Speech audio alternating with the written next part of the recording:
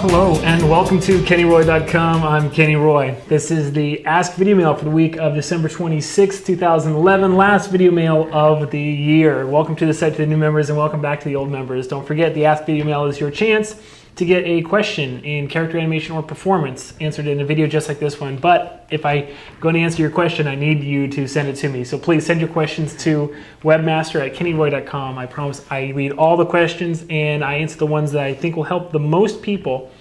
There's no such thing as a stupid question. It's the best way to get the most value for your subscription here on the site. Well, another year down, and very exciting. I just love. I'll say it as long as you'll listen. That this has just been a fantastic experience, and I'm just so stoked for 2012. Got some very exciting projects coming up at the studio, some big things happening around here on the site as well, which is super, super cool. And I just want to thank everyone for being a part of the site and for supporting the site. And I hope you are all as excited as I am about the new year. So thanks again. This Ask Video Mail is why I chose this question is because it's kind of like a basic kind of thing, but at the same time, it's also very important. And the reason I think it's important to go back to basics sometimes is because you can discover some very profound workflow choices that you never would have if you don't go back to basics just every once in a while. So that's why I chose this question. And if it seems simple, it is, but it also has a lot in store for us. So let's take a look at the question.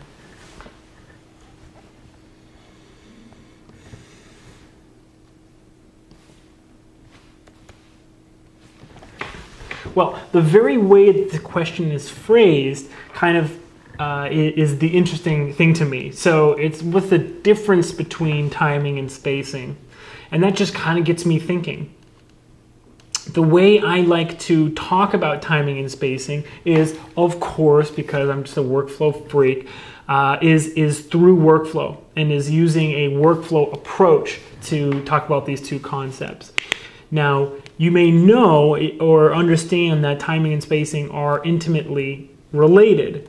If something is timed faster, then in general, it's going to be spaced further apart. The object has to move more each frame to be depicted at when the frames are played back to move faster, right? So that all makes super simple sense, right?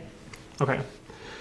The way I like to think about it, though, is timing is when you are making choices as to the order and the progression of events, and think about spacing or use spacing to adjust animation that needs to be retimed, but when you're thinking about spacing instead, you're actually thinking about how to add the literal like frames that the eye is going to see. Okay, so let me show you kind of what I mean. Okay, so if we have I'm using plastic animation paper right now, and let me just make like a ground plane here. Where's my layout pencil? There it is. Jeez. Okay, cool.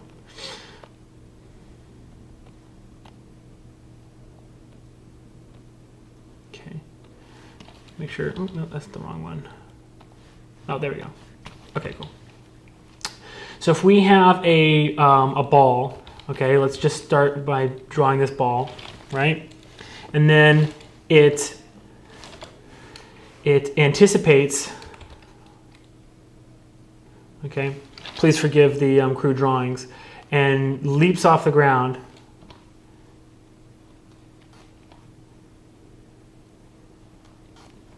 And then comes to a stop at the top,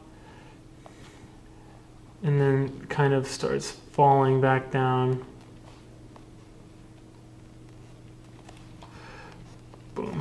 And you know from the contact lecture that you never want to show, you don't want to do this frame where it's touching perfectly. You want to show it past the contact. So in this frame, I'm just going to show it squished, right?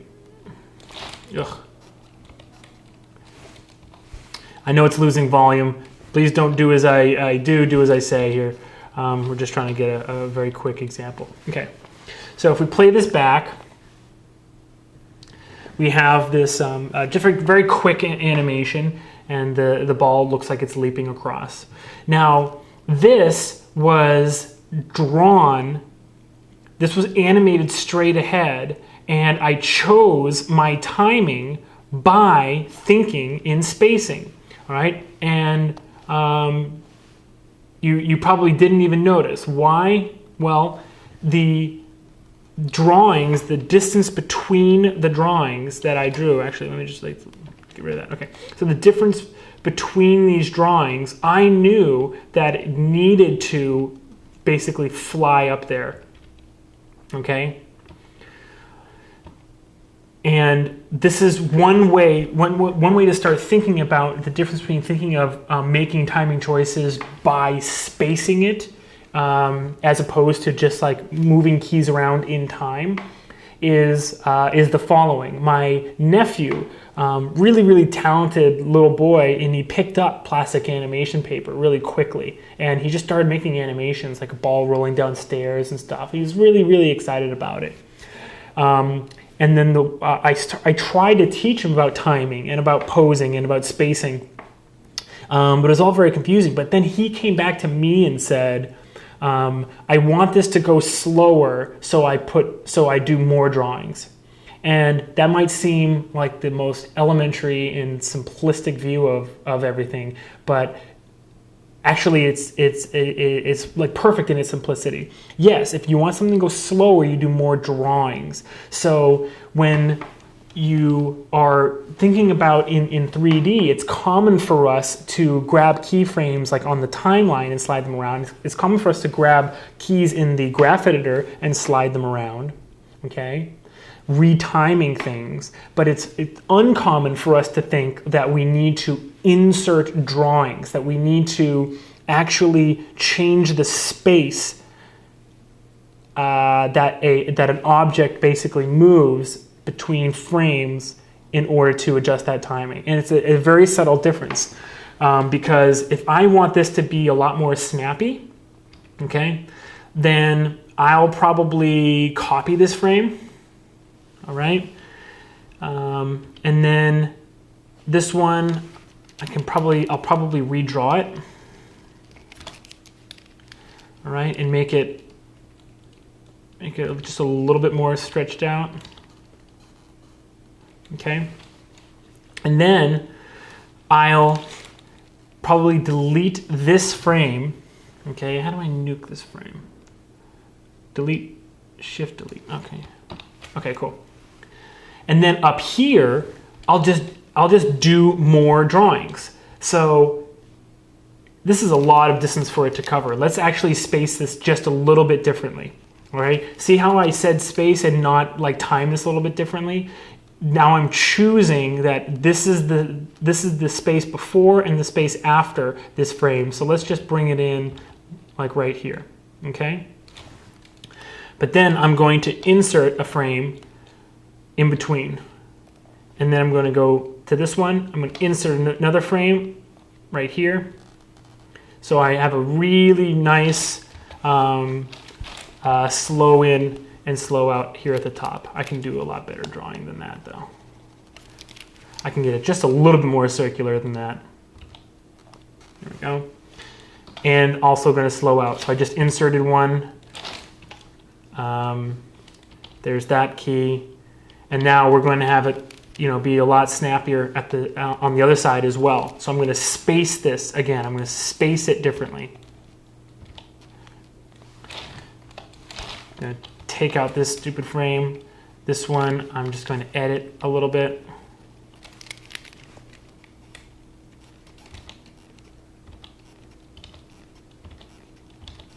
There we go. All right. Okay, and then it lands Let's actually make a super flat post. There we go.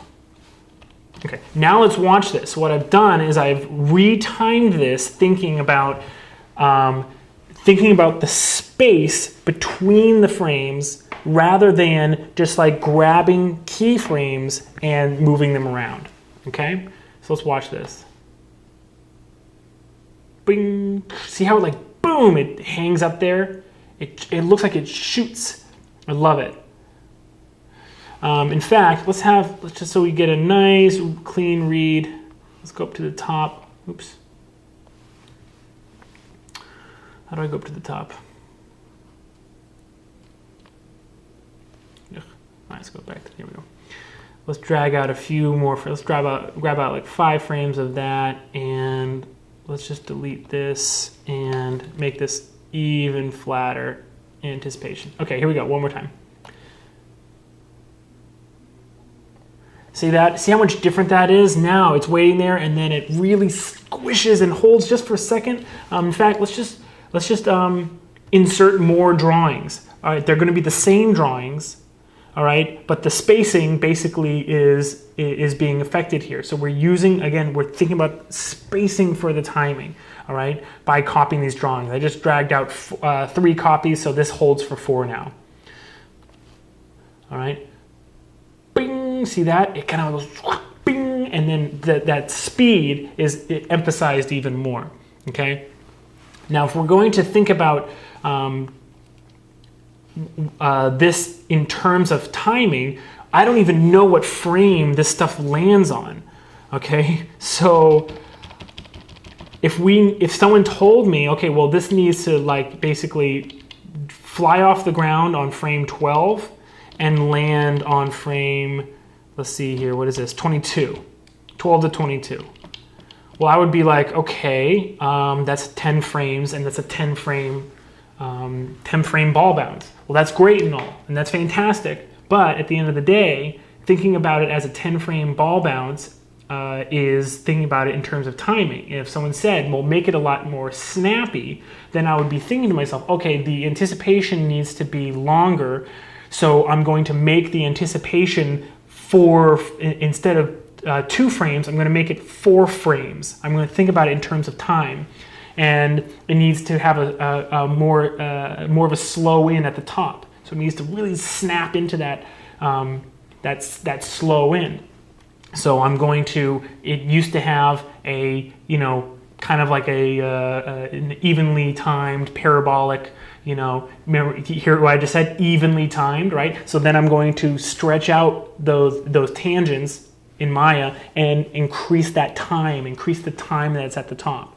Whereas what we did here was I just inserted drawings. So I looked at the space between the drawings and I added it that way. Now, when this is advantageous is when you're doing things that are very quick movements, especially gestures with the hands. It's very awkward to think about retiming a hand gesture in terms of like numbers of frames, but I find it much easier to think of, okay, if I have a frame right here and then a frame right here, then I'm just going to insert a drawing. I'm going to slow this down, time it, but by thinking of, okay, there needs to be less space between this frame and this frame and this frame and this frame. So thinking about those spaces instead. Also, spacing is a lot easier to think about when you're thinking about fundamentals such as anticipation, but especially fundamentals like slow in and slow out. For sure, it makes a lot of sense to think of those things in terms of spacing your animation rather than timing it. Now, of course, again, they're interlocked. The faster something moves across screen, the greater the space is between those frames. That's just how it works. But my approach is to modify your workflow so that depending on how you want to modify an action or an object's motion, you think about it either by adjusting the spacing or by adjusting the timing. So in Maya, I just threw together this really quick ball bounce. Ball starts up here and boom, boom, boom, boom, boom, boom, and just lands on the ground right here. And I just threw this together, and as you can see, if we want to make a little bit of a change, let's see, right, like this. Yeah, this one looks like it's hanging in the air way too long, way too much way too much time in the air. So what I would probably do is I would just probably grab these keyframes, oops, and then just take a frame out of both sides of the top of that parabola. All right.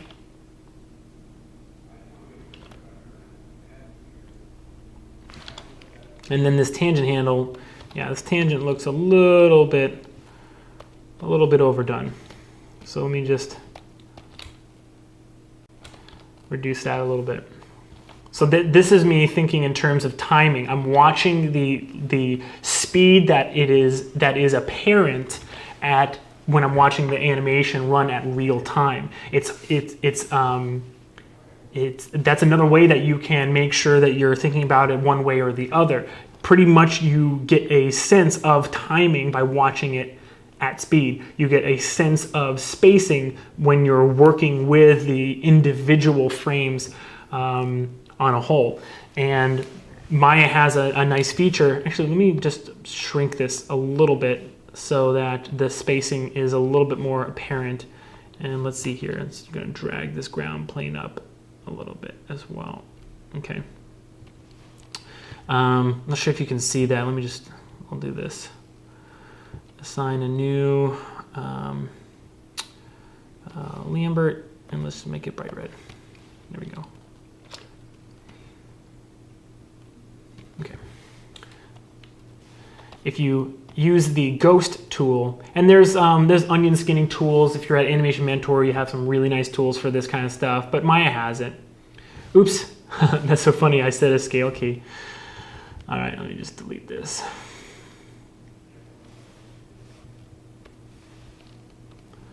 And then unghost all, and then ghost. There we go, okay. So I have it set to 25 frames before and 25 frames after. And you can't see it. But here is basically the, oh, you can if you have it selected, there it is. Here is the spacing. So it's impossible to see the spacing in real time unless you're displaying more than one frame at a time using something like an onion skin or a ghost or whatever 3D light box. It's called different things in different packages. But as you can see right here, the spacing is basically very clearly dictated by the timing choice that I made. If one could, and you can with Maya 2012, actually adjust the tangent handles in panel to get some intuitive result. It's a little bit tricky at times, but in general, it does what you ask it to. But I mean, just looking at this spacing right here, you can tell that in order to make this a lot more of a fast in, well, we would just like get rid of this one and get rid of this one, and I mean, boom, you'd have everything that you really need, right? So it's not so much. It's a great question. I really was happy that it was asked because I do like simple questions, especially as they pertain to the principles that can be tied back into workflow. So the skinny of it is this: timing and spacing. There really is no difference because they both have to do with the motion of an object. And the slower an object is moving across screen, the more frames there are going to be of that object. Ergo, the closer together that spacing is going to be between frames. And the opposite, the faster an object is timed, the less frames it's going to be on screen, or greater amount of space between those frames of the object's movement. So there really is no way to separate one from the other. I just find that it's very advantageous to think about making changes to the object's motion in terms of spacing when you really want control And when you are positive about the kind of effect that you're trying to put in, especially if you're trying to put in some sort of fundamental like slow in and slow out, I find it's very nice to think about it as spacing the animation rather than retiming the animation. Okay, great question, and I really enjoyed it. Thank you for sending it in. Please send in more Ask Videomail questions. I enjoy them to no end. It's been just really fantastic. Don't forget the address is webmaster@kennyroy.com. I will read every single question that's sent to me, and you can send your Maya files if you'd like, and I'll bring it up on screen and show everybody with a working shot what's going on with this Ask Videomail question. It's been a fantastic year. Thanks again so much, guys. I'm looking forward to an awesome 2012. Just keep kicking butt and kicking some rear end on your animation, okay? Thank you. And as always, rock on.